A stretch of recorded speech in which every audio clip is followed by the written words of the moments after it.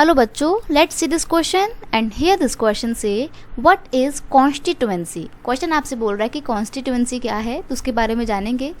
की कॉन्सेप्ट है इस क्वेश्चन का कॉन्स्टिट्यूएंसी।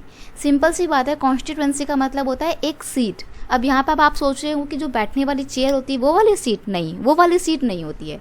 देखो, a country is divided into many separate units और area for conducting election smoothly. अब देखो, एक बहुत बड़ा देश है, इंडिया की बात करें तो इंडिया तो एक बहुत बड़ा देश है। तो ऐसे ही इस बड़ी सी कंट्री में जब इलेक्शन करवाने हैं तो पॉसिबल नहीं कि आप सारे इलेक्शन एक ही दिन में करवा देंगे।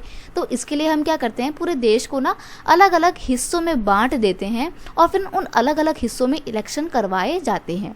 तो ये जो अलग अलग हिस्से में कंट्री को डिवाइड किया जाता है, इसको ही बोलते हैं कॉन्स्टिट्यूएंसी। ये एक सेपरेट एरिया होता है जहाँ पर इस एरिया में रहने वाले लोग वोट डालते हैं, इसको बोलते हैं constituency.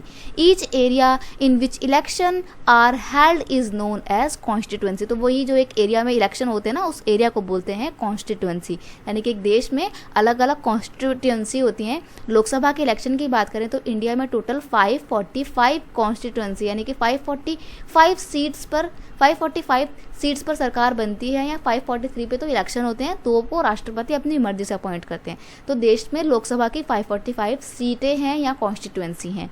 I hope you understand it well. Best of luck.